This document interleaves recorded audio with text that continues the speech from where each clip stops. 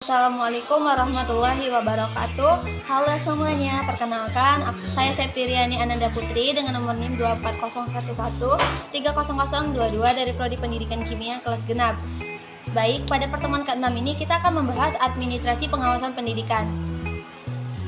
Nah, jadi sebelumnya kita perlu tahu bahwasannya administrasi pengawasan pendidikan ini adalah seluruh proses kegiatan yang dirancang untuk memastikan bahwa pelaksanaan pendidikan di sekolah itu berjalan dengan standar mutu yang ditetapkan.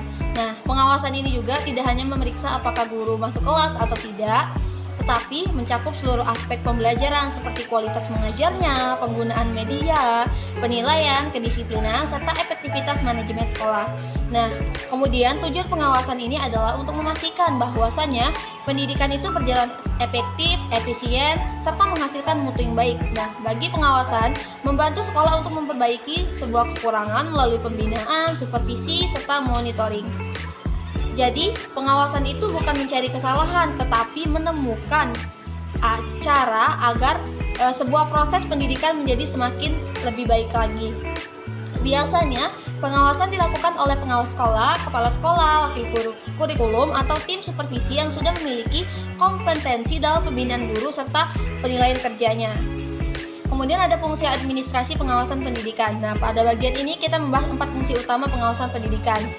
Jadi, yang pertama itu fungsi pertama yaitu supervisi akademik. Nah, fungsi ini bertujuan untuk meningkatkan kualitas proses belajar mengajar. Supervisi akademik memberikan bimbingan kepada guru dalam hal perencanaan pembelajaran, metode mengajar, penggunaan media, serta penilaiannya. Nah, ada contohnya, seorang pengawas masuk kelas untuk mengamati guru IPA yang mengajar materi di ekosistem. Nah, kemudian pengawas ini mencatat bahwasannya guru ini masih menggunakan metode ceramah penuh tanpa melibatkan siswa. Nah, kemudian setelah dilakukan observasi, pengawas memberikan saran agar guru tersebut menggunakan metode diskusi kelompok serta memberikan lembar kerja berbasis masalah. Nah, supervisi ini membantu guru memperbaiki cara mengajar sehingga pembelajaran menjadi lebih menarik lagi. Kemudian, fungsi kedua itu pengendalian mutu pendidikan. Nah, fungsi ini memastikan bahwa semua kegiatan pendidikan sesuai standar nasional dan SOP sekolah. Nah, mutu pendidikan dikendalikan melalui pemeriksaan dokumen seperti RPP, alat, penilaian, penggunaan kurikulum, jurnal mengajar, serta administrasi kelas. Kemudian, fungsi ketiga itu pembinaan profesional guru dan tenaga kependidikan. Nah, pengawasan ini juga berfungsi untuk mendampingi peningkatan kompetensi guru agar lebih profesional lagi.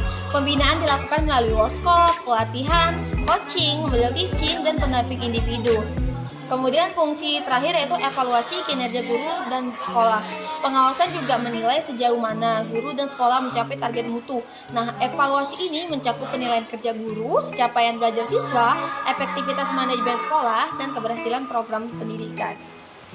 Kemudian kita bahas tahapan administrasi pengawasan pendidikan.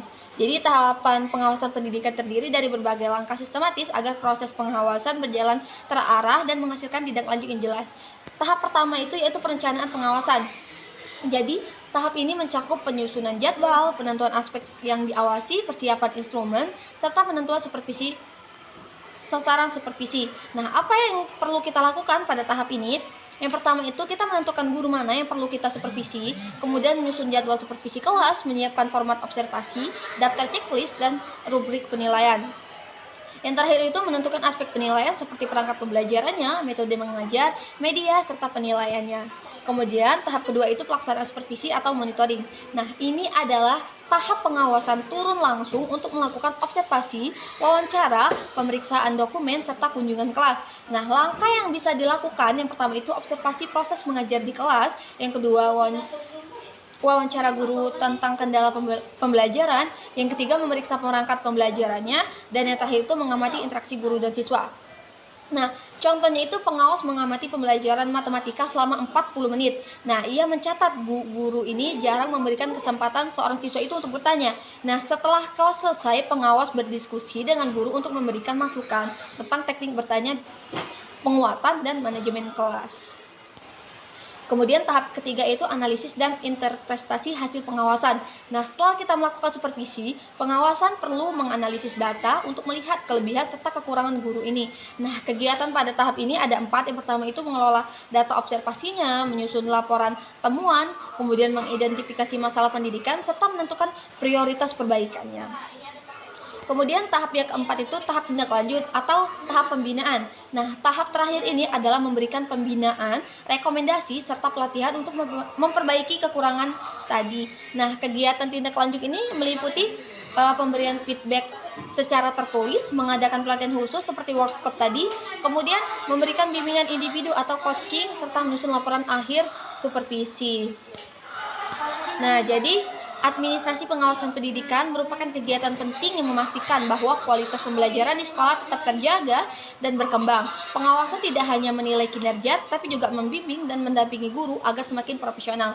Nah, melalui beberapa fungsi supervisi dan akademik tadi, pengendalian mutu, pembinaan profesional, serta evaluasi kinerja, pengawasan membantu sekolah untuk mencapai standar kualitas yang diharapkan. Nah, tahapannya yang meliputi perencanaan yang matang, pelaksanaan supervisi, analisis hasil, dan tindak lanjut yang berkelanjutan dengan contoh serta konkret pada setiap tahapan. Pengawasan pendidikan menjadi alat efektif untuk meningkatkan mutu di sekolah. Mungkin itu saja penjelasan materi pada pertemuan ke-6 ini. Saya ucapkan terima kasih dan saya akhiri. Wassalamualaikum warahmatullahi wabarakatuh. Terima kasih.